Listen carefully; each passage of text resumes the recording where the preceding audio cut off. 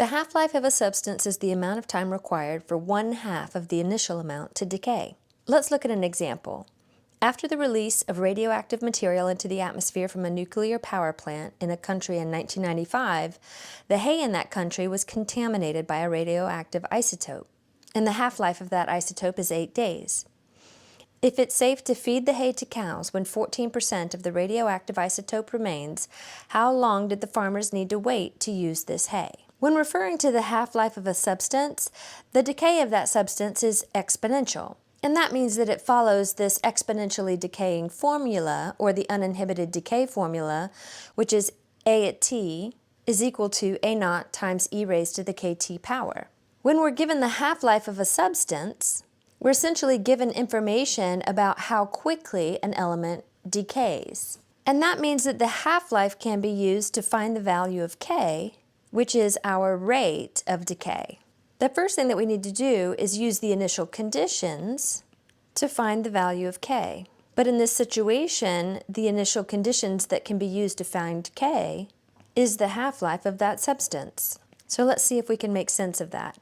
Here is our exponentially decaying template. When we read back through the example to find the initial conditions that will enable us to find K, we notice that we do not have an initial amount. And since no initial amount is given, we're just going to leave A naught in our template. Nothing is ever plugged in for E. K is the variable we're trying to solve for, so that has to stay in our equation. But what we do know is that the half-life is 8 days.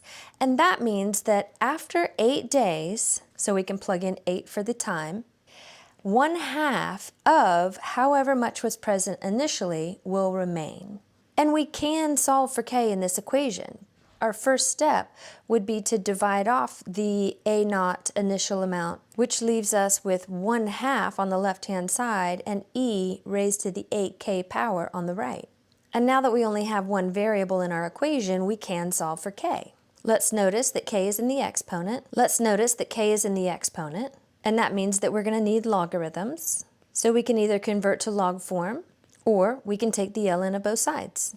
In this example, I'm going to convert to log form, so we end up with log base e, which is the ln of 1/2 is equal to 8 times k. We'll divide both sides by 8 to get that k is equal to the ln of 1/2 divided by 8, and the decimal approximation for that quantity will come from the calculator, so we say the ln of 1/2, and then divide that by 8, and then we want to store this value, so hit store x, and then enter, because we are going to need this entire decimal quantity for the rest of our calculations. But for our handwritten work, we're just going to round it off to negative 0.087, and this rounded decimal is easier to work with when we update our exponentially decaying formula. So we found the value of K, and notice that it is a negative quantity. Remember, when the value of K turns out to be negative, that means we're looking at an exponentially decaying quantity. And that is what we have here. So anytime we're looking at a half-life scenario, we can expect to come up with a negative rate of decay. The next thing that we want to do is to update our exponential model, or our exponential formula, to include the K that we found, and then use the updated formula to answer any remaining questions. So our updated exponentially decaying formula would look like A naught, remember, we weren't given an initial value, times e raised to the negative 0.087. This is a rounded quantity.